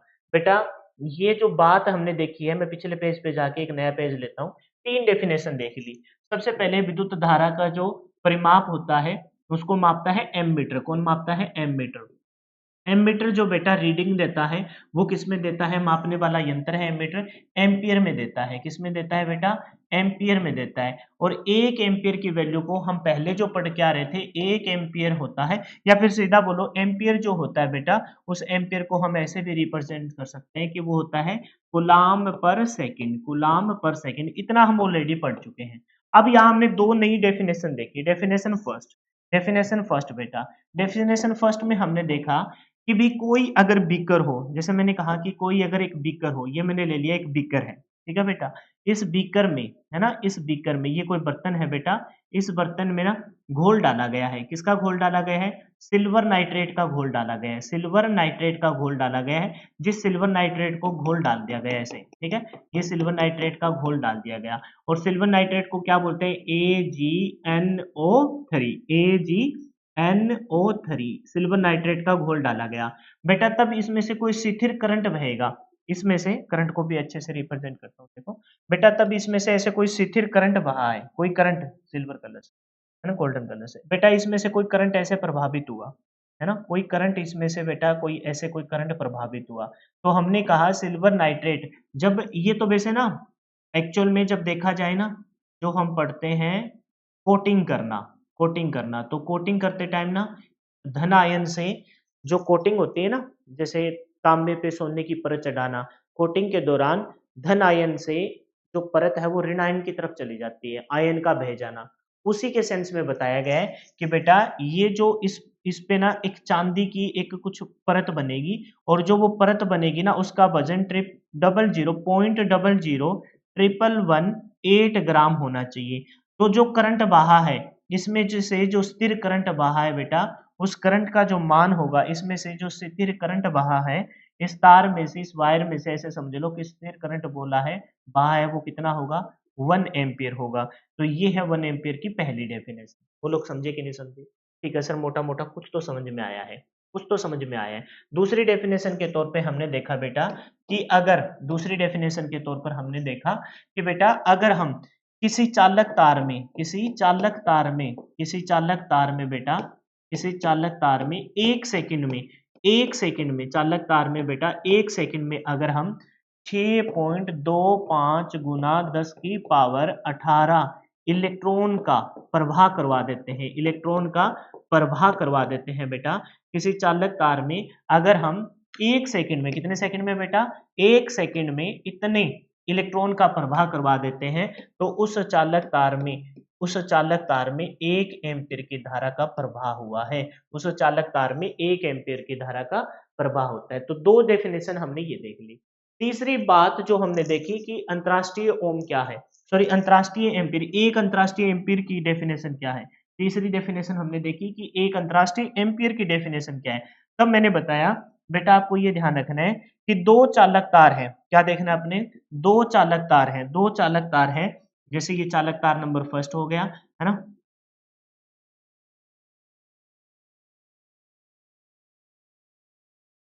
आ जाए यार। दो चालक तार है बेटा, दो चालक तार है। जैसे ये तार फर्स्ट हो गया, है ना, दो चालक तार है, ये तार नंबर सेकंड हो गया। और कह रहे हैं कि बेटा ये दोनों चालक तार किस में रखे गए हैं? निर्वात में। किस में रखे गए हैं जी? वैक्यूम यानी कि निर्वात में। दोनों चालक तार को किस में रखा गया है? वैक्यूम यानी कि निर्वात में। वैक्यूम में रखा गया है, निर्वात में रखा गया है। तब इन चालक तार के बीच में अगर 2 गुना 10 की पावर -7 न्यूटन का फोर्स, 2 गुना 10 की पावर -7 न्यूटन का फोर्स अगर काम करे, तो इन चालक तार में प्रभावित धारा का मान क्या होगा? 1 एम्पीयर होगा। इन दोनों चालक तार में प्रभावित धारा का मान क्या होगा? 1 एम्पीयर होगा। तो इस प्रकार से हमने तीन डेफिनेशन को रिप्रेजेंट कर दिया है। और देने वाले साइंटिस्ट थे चुंबकीय, है ना, विद्युत चुम्बकीय को बनाने वाले खोजकर्ता आंद्रे आंद्रे मेरी एम्पियर, उनके नाम पर इसको रखा गया। क्लियर है? नेक्स्ट देखिए। अब देखते हैं जी एक क्वेश्चन हो गया, ये कहानी क्लियर। कह रहे कि किसी क्षण में, बहुत बेसिक, बहुत ही बेसिक क्वेश्चन मैंने लिए हैं ताकि अगर, अच्छा आए हुए क्वेश्चन है, ये भी क्वेश्चन पेपर में आया हुआ है, और बेटा जो नेक्स्ट क्वेश्चन है ये दोनों भी क्वेश्चन पेपर में आए हुए हैं। बहुत ही बेसिक क्वेश्चन लिए हैं। लेकिन कभी कभार ऐसा होता है कि बेसिक चीजें भी जब तक हमारे कॉन्सेप्ट क्लियर ना हो तो वो बेसिक चीजें भी हमें नहीं पता होती। तो इस वजह से ना बहुत ईमानदारी से चीजों को समझते हुए, करते हुए आगे बढ़ेंगे। किसी क्षण में बेटा 2 सेकंड, पहले मैंने बताया था कोई भी न्यूमेरिकल आ जाए, जब तक अपने कॉन्सेप्ट और अपनी स्पीड अच्छी ना हो, लिख लिया करो। 2 मिनट में 300 गुलाम चार्ज कितना है बेटा? क्यू का मान कितना है? 300 गुलाम। 2 मिनट में 300 गुलाम चार्ज किस में है? गुलाम में है। आवेश प्रभावित होता है तो विद्युत धारा का मान क्या होगा? यानी कि हमें किसकी वैल्यू बतानी है बेटा? आई की वैल्यू बतानी है। किसकी वैल्यू बतानी है बेटा? आई की वैल्यू बतानी है। बस क्लियर है? तो हमें आई का जो फॉर्मूला था, आई का जो फॉर्मूला है वो हम अच्छे से जानते हैं कि आई बराबर किसके होता है, आई बराबर होता है क्यू अपॉन में टी। आई बराबर क्या होता है बेटा, आई बराबर होता है क्यू अपॉन में टी। अब एक बात बताओ, क्यू किस में होता है, क्यू होता है सर आवेश, आवेश को किस में मापते हैं, कूलाम में। टाइम क्या होता है, टी क्या होता है, टाइम, टाइम को हम किस में मापते हैं सर, सेकंड में। अब सुनो, ये यूनिट जो स्टैंडर्ड फॉर्मूले में है, पिछली क्लास में भी बेटा मैं यही आपको समझा रहा था कूलाम सलाह में, बेटा जो ये यूनिट है, जो मात्रक होते हैं ना, उसी स्टैंडर्ड फॉर्म में होने चाहिए। ये कूलाम तो हमने देखा भी, ये तो सेट है, ये कूलाम में है। ये सेकंड, बेटा यहाँ तो 2 मिनट है। देखिए नहीं समझे बेटा, क्वेश्चन सही तभी होगा जब आपकी जो यूनिट होनी चाहिए फॉर्मूले के अकॉर्डिंग वही यहाँ क्वेश्चन में दे रखी हो। यहाँ तो मिनट में दे रखा है, बस इसे सही करना है। तो हम बोलेंगे आई बराबर किसके बराबर, आई बराबर बेटा, आई बराबर क्या हो जाएगा, क्यू। क्यू का मान कितना है, क्यू का मान है सर 300 गुलाम। कितने गुलाम है बेटा, 300 गुलाम। और बेटा समय, समय है अपना सेकंड में, है 2 मिनट। मिनट को सेकंड में बनाने के लिए किससे डिवाइड कर दूं, 60 से डिवाइड कर दूं। काट लो, काट लो बेटा, 6 पांजा 30, 6 पांजा 30। और बेटा जब 5 को 2 से भाग करेंगे तो कितना आ जाएगा, 2 दूनी 4, 2 पंजे 10, यानी कि 2.5 एम्पियर की धारा प्रभावित होगी। प्रभावित होगी, 2.5 एम्पियर की धारा प्रभावित होगी। तो ये बहुत ही बेसिक सा और जेन्युइन सा क्वेश्चन था। मैंने जो बताने की कोशिश की है बेटा, वो आपको इस न्यूमेरिकल के माध्यम से ये बताने की कोशिश की है। अगर बेटा आप सेकंड से डिवाइड ना करते तो पहला ही ऑप्शन, 2 से काटते तो 150 एम्पियर पहला ही ऑप्शन होता। और बच्चे को लगता है कि यार बिल्कुल सही है, ये तो गलत हो ही नहीं सकता, लेकिन आंसर की पे फिर शक करते फिरते हैं। अरे बेटा बेसिक सी बात है कि यूनिट जो मात्रक आपने अपने फॉर्मूले में कूलाम पर सेकंड, और कूलाम पर सेकंड बोला था ना हमने, कूलाम पर सेकंड किसके बराबर होता है, एम्पियर। तो इस पूरे को सोल्व करेंगे तो किसमें आंसर आना चाहिए, एम्पियर। तो बताओ विद्युत धारा का मान भी किस में आया है, एम्पियर में आया है। विद्युत धारा का मान किस में आया, एम्पियर। आंद्रे मेरी एम्पियर के नाम पे ए से डिनोट करते हैं। और जब किसी कोई एक घोल है जिसको सिल्वर नाइट्रेट का घोल है AgNO3, जिसमें अगर हम कोई निश्चित धारा का मान प्रभावित करे, अगर उसमें चांदी 0.000118 ग्राम चांदी इकट्ठी हो जाए तो वो 1 एम्पियर धारा, 1 एम्पियर करंट होता है। फिर हमने देखा कि अगर इसकी डेफिनेशन देखूं, तो कोई एक चालक तार में 1 सेकंड में 6.25 गुना 10 की पावर 18 इलेक्ट्रॉन भेजाए तो भी वो 1 एम्पियर होता है। या फिर दो चालक तार जो निर्वात में रखे हैं और उनके बीच में 2 गुना 10 की पावर -7 न्यूटन का फोर्स लगे, तब उन चालक तार में से प्रभावित धारा का मान भी 1 एम्पियर होता है। समझिए मेरी बात को, ठीक है, बहुत बढ़िया, रिपीट कर रहे हैं। नेक्स्ट देखिए, 10 मिनट में 1 एम्पियर की धारा द्वारा आंतरिक विद्युत की मात्रा की गणना करें। अब हमें जो जो दे रखा है वो देख लिए बेटे। टाइम कितना दे रखा है, 10 मिनट। टाइम कितना दे रखा है, 10 मिनट। और करंट कितना बोला है, आई का मान कितना है बेटा, आई का मान है जी कितना, 1 एम्पियर। कितना एम्पियर है, 1 एम्पियर। कह रहे कि विद्युत की मात्रा मतलब विद्युत की मात्रा क्या, विद्युत की मात्रा क्या बेटा, कूलाम। यानी कि हमें जो बताना है विद्युत की मात्रा, यानी कि हमें चार्ज बताना है, चार्ज बताना है। आप कहोगे सर आपको कैसे पता चला, अरे बेटा 10 मिनट है, 1 एम्पियर का करंट, 10 मिनट में 1 एम्पियर का करंट प्रभावित हो गया तो कितने कूलाम चार्ज उस पर वर्क कर रहा था। यहां से समझ में ना आए तो बाबा, यहाँ से बेटा अगर तुमको ना समझ में आए क्या दे रखा है क्या नहीं दे रखा, तो थोड़ा सा इधर ही देख लो ना, ऑप्शन किसमें है सारे, गुलाम में। तो चार्ज निकालना है, क्या निकालना है बेटा, चार्ज निकालना है। तो पहले तो हम आई का फॉर्मूला लिखेंगे, आई इज इक्वल टू क्या होता है बेटा, Q by T. I is equal to क्या होता है मेरे लाल, क्यू बाई टी। अच्छा जो वैल्यू दे रखी है वो रखो। यहाँ दे रखा है हमें क्या, विद्युत धारा का मान किसमें है, 1 एम्पियर, 1 एम्पियर है ना, 1 एम्पियर इज इक्वल टू, बताओ क्यू का मान तो हमें निकालना है, अपोन में, अपोन में क्या है, अपोन में दे रखा है टाइम 10 मिनट। अच्छा गुलाम पर सेकंड, याद है ये सेकंड, ये मिनट में बेटा, मिनट में सेकंड बना लो, किससे मल्टीप्लाई कर दूं, 60 से। अब बेटा ये किस में आ जाएगा, सेकंड में आ जाएगा। क्या तुम ये बात को समझे कि नहीं समझे, बताओ ये बात को समझे कि नहीं समझे।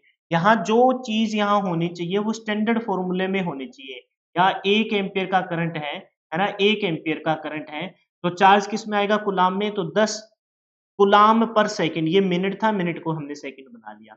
तो क्यू की जो वैल्यू आएगी बेटा, क्रॉस मल्टीप्लाई करेंगे, 10 गुना में 60 कितना आ जाएगा, 600। और एम्पियर इंटू सेकंड, चार्ज आता है किसमें, गुलाम में आता है। तो कितना गुलाम आ जाएगा, 600 गुलाम आ जाएगा। यानी कि ऑप्शन नंबर कौन सा सही रहेगा, ऑप्शन नंबर सी अपना बिल्कुल सही रहेगा। समझे कि नहीं समझे, बताइए, समझ में आ रहा है। समझे कि नहीं समझे इस बात को? भाई एम्पियर इंटू में सेकंड, एम्पियर इंटू सेकंड क्या होता है? एम्पियर इंटू सेकंड कूलाम होता है, तो चार्ज आ जाएगा। नेक्स्ट देखिए, यदि किसी बिंदु से 2 मिनट में, कितने मिनट में बेटा? टाइम कितना दे रखा है? 2 मिनट। टाइम कितना दे रखा है? 2 मिनट में, है ना? इतना चार्ज, चार्ज कितना दे रखा है? क्यू का मान दे रखा है कूलाम में 240, यानी कि कूलाम प्रभावित हो रही है, तो धारा का मान की प्रकलन कीजिए। आई की वैल्यू बतानी है बेटा। आई बराबर क्या होता है? Q by T. यहाँ एक फॉर्मूला और भी है जो आते ही मैंने क्लास के स्टार्टिंग किया था, लेकिन उसके बारे में पढ़ेंगे नेक्स्ट क्लास में। ठीक है? क्यों? क्यों का मान बोलो बेटा? 240 गुलाम में होना चाहिए, गुलाम में ही है। ठीक है? समय, समय होना चाहिए सेकंड में, तो 2 मिनट है, 2 मिनट को सेकंड में बदलो। अब आ गया ये सेकंड, बोलो मिट गुलाम पर सेकंड, रिजल्ट आएगा एम्पियर में। 6 दूनी 12, 120 दूनी 240, तो अपना आंसर कितना आ जाएगा? 2 एम्पियर। आंसर कितना आ गया बेटा? 2 एम्पियर। तो कौन सा ऑप्शन सही रहेगा? 2 एम्पियर है, तो ऑप्शन नंबर अपना बी बिल्कुल सही रहेगा। ऑप्शन नंबर बी अपना बिल्कुल सही रहेगा। तो दोनों न्यूमेरिकल को नोट करेंगे, फिर आगे बढ़ते हैं। अभी हम विद्युत धारा के प्रकार को देखेंगे, फिर डिटेल से पढ़ेंगे उसे।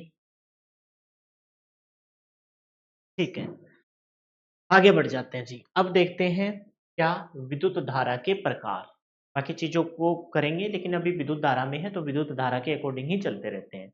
तो देखते हैं जी विद्युत धारा के प्रकार, types of electric current. Types of electric current हमें पता चल गया किससे डिनोट करते हैं जी? करंट को तो आई से डिनोट करते हैं, मेजरिंग यूनिट को एम्पियर से डिनोट करते हैं, कूलाम पर सेकंड होता है। ये सारी बातें हम ऑलरेडी कर चुके हैं। अब हम बढ़ते हैं विद्युत धारा, टाइप्स ऑफ विद्युत धारा, यानी कि types of electric current. First होता है जी दिष्ट धारा, है ना? अब आ गए हम मतलब उन शाखाओं पे, और यहाँ से फिर पढ़ना स्टार्ट कर देंगे। वैसे अगला जो चैप्टर रहेगा बेसिक इलेक्ट्रिसिटी के बाद, वो बेसिक 3 एलिमेंट पढ़ने हैं हमें। कौन कौन से? रजिस्टर पढ़ेंगे, फिर कंडक्टर पढ़ेंगे, फिर आपका क्या पढ़ेंगे? इंसुलेटर पढ़ेंगे। इंसुलेटर नहीं क्या कहेंगे यार, मैं भूल गया। इंडक्टर पढ़ेंगे। Register, conductor, inductor. प्रतिरोध, कैपेसिटर मतलब संधारित्र, इंडक्टर मतलब प्रेरण, प्रेरक।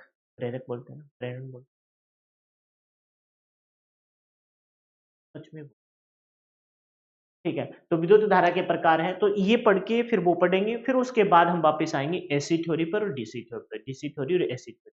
फिर मजा आना स्टार्ट हो जाएगा, मतलब चीजों को एक पर्टिकुलर सीक्वेंस में पढ़ा जाए तो बहुत कुछ सीखने को मिलता है। तो सबसे पहले है जी दिष्ट धारा। दिष्ट मतलब डायरेक्ट करंट। दिष्ट धारा को क्या बोलते हैं? Direct current. और दूसरा कौन सा है जी? प्रत्यावर्ती धारा, यानी कि अल्टरनेटिंग करंट। एक तो बस ये नाम ही याद रखना, विद्युत धारा के 2 प्रकार होते हैं, दिष्ट धारा डायरेक्ट करंट, अल्टरनेटिंग यानी प्रत्यावर्ती धारा। ये जो धारा होती है बेटा, आप डायग्राम से देख सकते हो, ये डायरेक्ट करंट है और ये आपकी अल्टरनेटिंग करंट। जिनका थोड़ा बहुत बैकग्राउंड है उनको पता भी होगा। डायरेक्ट करंट जैसे मान के चलो, यहाँ जो हम शो कर रहे हैं वो कर रहे हैं अपने वोल्टेज, वोल्टेज का मान है बेटा, इसके कितनी वोल्टेज पे ये डायरेक्ट करंट आएगा।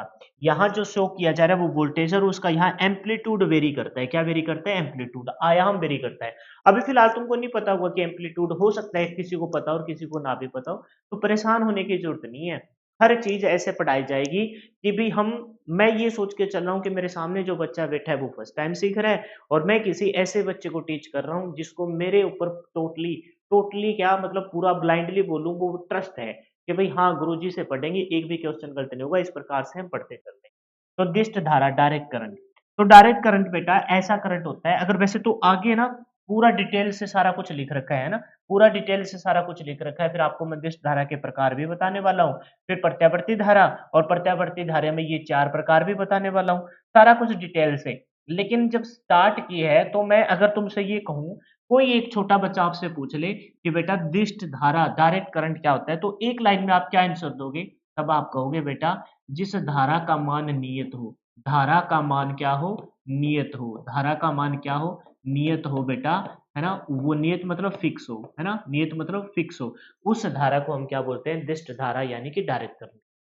धारा का मान नियत हो, उस धारा को हम क्या कहते हैं? उस धारा को हम दिष्ट धारा, यानी कि डायरेक्ट करंट कहते हैं। अगर आपसे कोई कहे एक लाइन में कि प्रत्यवर्ती धारा, अल्टरनेटिंग करंट क्या है, तब आप उस बच्चे को कहोगे बेटा पल में, पल से पल में बदलने वाली, यानी पल पल बदलने वाली धारा को हम क्या कहेंगे? प्रत्यावर्ती धारा, अल्टरनेटिंग धारा कहेंगे, जिसमें धारा का मान क्या कहेंगे अगर उसको एक लाइन में एक्सप्लेन करना हो, बेटा ऐसी कोई धारा जिसमें धारा का मान क्या हो, परिवर्तनशील हो, परिवर्तित होता रहता हो, है ना? या फिर मैं अगर सिंपल से शब्दों में लिखूं तो ऐसे लिख दो, पल पल में बदले, धारा का मान पल पल में बदले, है ना? पल पल में बदले। ये मैंने बहुत ही सिंपल शब्दों में आपको उस छोटे बच्चे को समझाना है, तो छोटे बच्चों को समझाने के लिए भी तो कुछ ऐसे ऐसे ही शब्द, नियत वाले शब्द को भी लिख सकते हो वैसा, बेटा की धारा का मान फिक्स रहे, नियत रहे, है ना? धारा का मान क्या रहे, फिक्स रहे। बेटा ये अगर 5 वोल्ट है तो 5 वोल्ट की ही डायरेक्ट करंट आपको दिखाई दे रहा होगा। और यहाँ हमने देखा कि धारा का मान पल पल में बदला है। यहाँ बेटा इस टाइम स्लॉट पे, इस टाइम स्लॉट टी पे, इस टाइम स्लॉट टी पर जब आप धारा को रिप्रेजेंट कर रहे हो, तो यहाँ 1 सेकंड में ये धारा है, 2 सेकंड में ये धारा है, 3 सेकंड में ये धारा है, 4 सेकंड में ये धारा है, 5 सेकंड में ये धारा है, 6 सेकंड में ये धारा है, 7 सेकंड में ये धारा है, 8 सेकंड में ये धारा है, 9 सेकंड में समझ रहे हो ना? जो पल पल पल पल, एक एक पल में जिसका मान बदलता है, उसी धारा को हम क्या कहते हैं, अल्टरनेटिंग करंट यानी कि प्रत्यावर्ती धारा कहते हैं।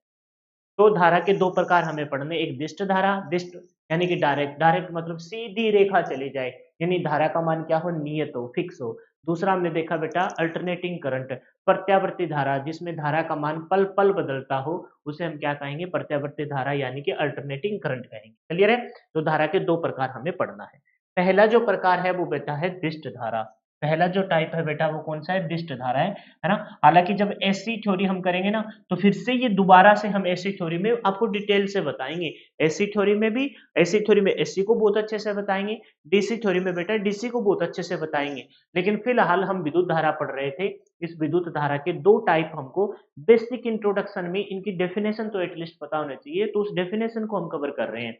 तो यहाँ क्या है, दिष्ट धारा यानी कि डायरेक्ट करंट। तो हम क्या कहेंगे, वह धारा जिसका मान व दिशा सदैव नियत हो।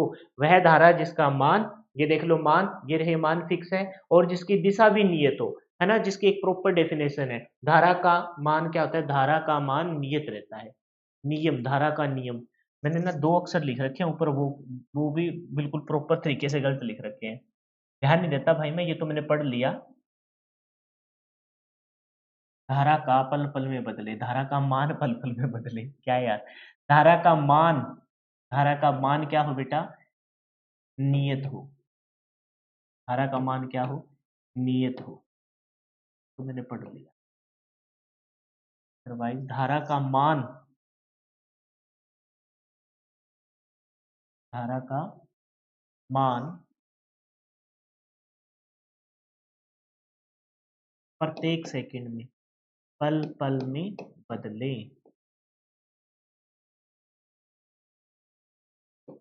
तुम भी इग्नोर कर दिया करो भाई, ऐसी कोई चीजें हरकतें मैं करता हूँ, है ना? तो इग्नोर कर दिया करो। ठीक है, क्या कह रहे हैं, वह धारा जिसका मान व दिशा सदैव क्या हो, नियत हो। मान व दिशा क्या हो, सदैव नियत रहो। वह धारा जिसमें मान और दिशा सदैव क्या हो, नियत हो। जैसे मैंने एक वही डायग्राम फिर से बनाता हूँ, और मैंने कहा कि ये इस लाइन पे कोई वोल्टेज है बेटा, इस लाइन पे कोई वोल्टेज है V, है ना? और इस लाइन पे दिख रही है ना, ठीक है। मैंने कहा कि धारा का मान और क्या बोला मैंने, मान और दिशा नियत हो। तो ये मैंने बता दिया कि भी ये देख लो, ये धारा है जिसका मान और दिशा नियत है। इस धारा की जो मान है और दिशा है वो क्या है, नियत है। मान अगर मान के चलो 5 वोल्ट की ये डीसी है, तो बेटा जहाँ यहाँ 5 वोल्ट है, यहाँ भी 5 वोल्ट है, यहाँ भी 5 वोल्ट है, हर पॉइंट पे वो 5 वोल्ट है। और दिशा भी क्या है, फिक्स, अभी इस दिशा में उस धारा का मान जा रहा है। ठीक है, जिसमें धारा का मान और दिशा क्या हो, फिक्स हो, उसे क्या कहते हैं, उसे हम दिष्ट धारा कहते हैं। दिष्ट धारा की आवर्ती शून्य होती है। आवर्ती मतलब फ्रीक्वेंसी, फ्रीक्वेंसी मतलब किसी, वैसे तो पढ़ेंगे जब एसी थ्योरी में जाएंगे ना, तो इनकी डेफिनेशन भी पढ़ेंगे कि फ्रीक्वेंसी क्या होती है, आवर्तकाल क्या होता है ना? फिर इसमें हम और भी चीजें पढ़ेंगे, जैसे आरएमएस वैल्यू क्या होती है, पीक वैल्यू क्या होती है ना? और क्रस्ट फैक्टर, बहुत सारी चीजें आएंगी। लेकिन फिलहाल हमें बस सिंपल से फॉर्म में, आवर्ती का मतलब ये सोच लो वेव की फ्लक्चुएशन, बस सिंपल से। अब मैं तेरे को, तुम लोगों को क्या बताऊं कि फ्रीक्वेंसी की डेफिनेशन क्या है, तुमने नहीं पढ़ा। अब मैं तुमको यहाँ फ्रीक्वेंट का ज्ञान पहले लग जाऊं तो क्या फायदा है। तुम फिलहाल ये ध्यान रखो बेटा, इसमें बोला है कि इसमें आवर्ती, आवर्ती मतलब क्या रहेगा, फ्रीक्वेंसी। बेटा इसमें फ्रीक्वेंसी का मान क्या होता है, शून्य होता है। फ्रीक्वेंसी क्या है सर, मतलब कोई फ्लक्चुएशन हो ऐसे अप डाउन, जैसे एससी में होती है ना, ये देख लो इसमें फ्रीक्वेंसी वेरी कर रही है, और इंडिया में ये फ्रीक्वेंसी 50 हर्ट्ज तक वेरी करती है। 50 हर्ट्ज की फ्रीक्वेंसी एसी की आती है। यूएसए में ये 60 हर्ट्ज की आती है और ये 50 हर्ट्ज भी वेरी करता है कितने से लेकर, आप कहोगे 3% से, यानी 50 का 3% डेढ़ होता है। तो 50 से माइनस डेज करेंगे 48.5 से 51.5 तक एसी थ्योरी है। एसी थ्योरी क्या, एसी वेव है ना वो वेरी करती है।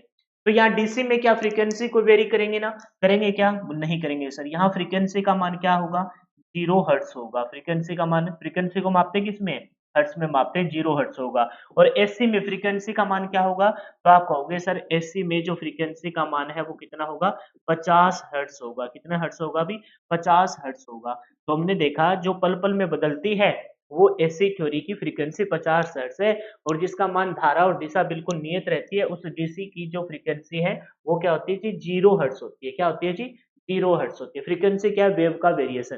तो यहाँ कोई ये वेव वेरिएशन की है क्या, नहीं की। इसका मतलब इसकी फ्रीक्वेंसी क्या है जी, इसका मतलब ये हुआ इसकी फ्रीक्वेंसी है जी 0। फ्रीक्वेंसी क्या है, 0 हर्ट्ज है। फ्रीक्वेंसी को हम हर्ट्ज में मापते हैं, ठीक है। इसको संचित किया जा सकता है। अब ध्यान रखना, एसी और डीसी के तुलना जब करेंगे ना, तो एसी है ना डीसी के कंपैरिजन में बहुत ज्यादा कारीगर है, लेकिन उस एसी को हम स्टोर नहीं कर सकते। उस एसी को हम स्टोर नहीं कर सकते, उसका तो हमसे पहले तो उत्पादन करना पड़ेगा।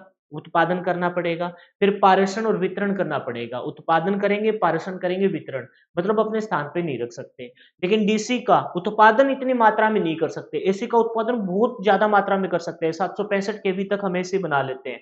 लेकिन डीसी को हम इतनी मात्रा में उत्पादन नहीं कर सकते। लेकिन जो उत्पादन कर सकते हैं ना, उसे स्टोर कर सकते हैं। जैसे मेरे घर पे ये जो inverter battery, double battery inverter पड़ा है बेटा, इसमें डीसी स्टोर हो रही है। घरों में तो आ रही है एसी, उस एसी को इन्वर्टर इन्वर्ट करता है, इन्वर्ट करता है। जैसे 0 को 1 में, 1 को 0 में, एक इन्वर्टर होता है। ये इन्वर्टर से कन्वर्ट कर देगा किसको, डीसी में। तो डीसी स्टोर हो गई। ल्यूमिनेंस की 2 बैटरी है मेरे पास, उसमें डीसी स्टोर हो गई। और जब लाइट चली जाती है तो पता नहीं लगता, तो ये डीसी फिर से एसी में बदलेगी इन्वर्टर के द्वारा। इन्वर्टर दोनों काम करता है, एसी को डीसी में, डीसी को एसी में बदलता है। ये भी क्वेश्चन आएंगे आगे। तो फिर से ये ऐसी सप्लाई दोबारा से मेरे बोर्ड को दोबारा रन कर लेती है। तो कहने का मतलब ये है कि डीसी को हम संचित, संचित का मतलब क्या कर सकते हैं जी, स्टोर कर सकते हैं। डीसी को हम स्टोर कर सकते हैं, जबकि एसी को हम स्टोर नहीं कर सकते। संचित कर सकते हैं, स्टोर कर सकते हैं। अब ये वाला कलर तो दिखाई नहीं दे रहा है ना, क्या कर सकते हैं जी, स्टोर कर सकते हैं। स्टोर, स्टोर कर सकते हैं, संचित कर सकते हैं, जबकि एसी को हम स्टोर नहीं कर सकते। इसका उत्पादन निम्न, यानी कि इसको बहुत ज्यादा मात्रा में हम नहीं बना सकते। उत्पादन इसका क्या होता है जी, निम्न होता है। वही पारेषण व वितरण। अब ध्यान, अब तुमको मैं पारेषण और वितरण को इतना डिटेल से, वितरण मतलब बांटना, पारेषण मतलब चीजों को इकट्ठा करना, पारेषण मतलब वैल्यू को बढ़ा के इकट्ठा करना होता है। पहले तो उत्पादन, कोई चीज का उत्पादन, जैसे ऐसे समझो, मैं तुमको बढ़िया से बताता हूँ। जैसे किसी घर में कोई दूध का काम करता है, सबसे पहले उत्पादन किया, दूध निकाला।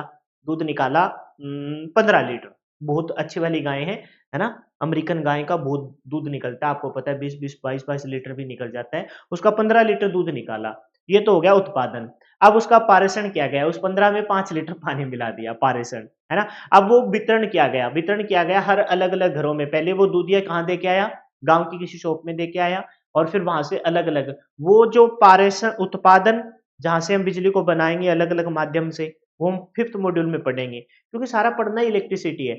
फिर उसका क्या होगा, पारेषण, पारेषण मतलब भी सबसे पहले उत्पादन, फिर पारेषण, उसकी मात्रा को बढ़ा दिया गया, बढ़ा दिया गया। ट्रांसफॉर्मर, बड़े बड़े ट्रांसफॉर्मर के द्वारा, step up transformer, step down transformer, step up से बढ़ा दिया गया।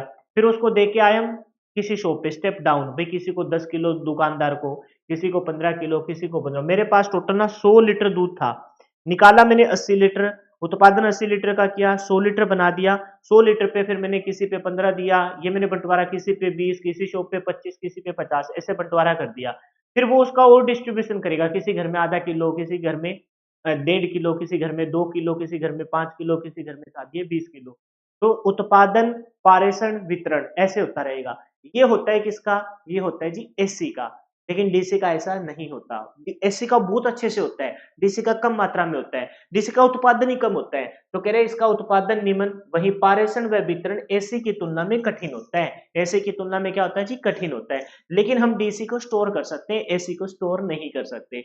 मतलब किसी में जो कमी है वो दूसरे का प्लस पॉइंट है, और दूसरे में जो कमी है वो इसका प्लस पॉइंट है।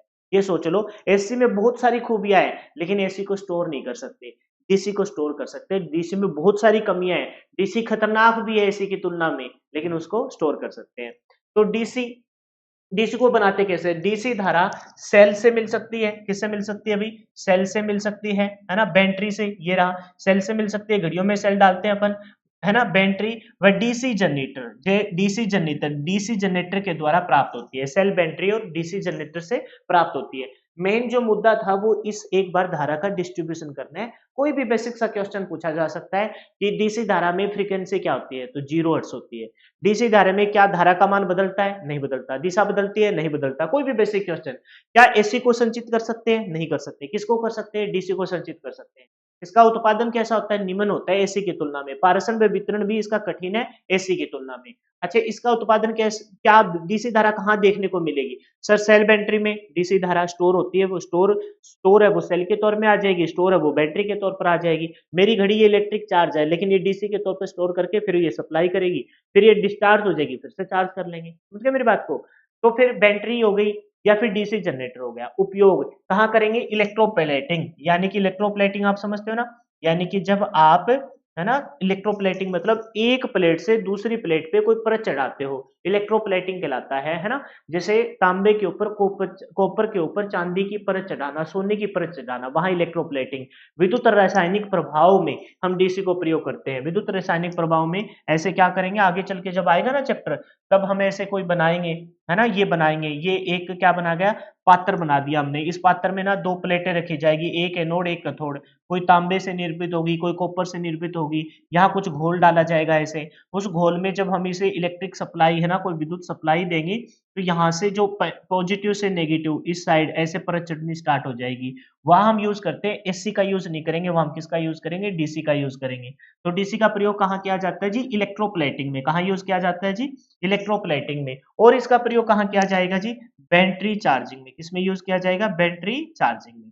तो ये थी अपनी डिस्ट धारा। क्या थी जी? डिस्ट धारा। एक बार फिर से देखिए, वह धारा जिसका मान व दिशा सदैव नियत रहता है, वह धारा जिसकी फ्रीक्वेंसी 0 है, वह धारा जिसे संचित किया जा सकता है, वह धारा जिसे एसी सेल, बैटरी और डीसी जनरेटर के द्वारा पार प्राप्त किया जाता है, वह धारा जिसको इलेक्ट्रोप्लेटिंग और बैटरी चार्जिंग में प्रयोग करते हैं, या फिर वह धारा, अब कुछ कमियां, या फिर वह धारा जो यूज करने में खतरनाक हो, या फिर वह धारा जिसका उत्पादन निम्न हो, या फिर वह धारा जिसको पारस्परिक व वितरण एसी की तुलना में कठिन हो। और एक और बात, जब हम एसी थ्योरी और डीसी थ्योरी करेंगे ना, तो समान वोल्टेज पर मान लो 50 हर्ट्ज की कोई मान लो 50 वोल्ट की कोई एसी और 50 वोल्ट की कोई डीसी है, तो 50 वोल्ट की डीसी को ले जाने के लिए बहुत सारा इंसुलेशन तार के ऊपर लगाना पड़ेगा, क्योंकि खतरनाक है भाई।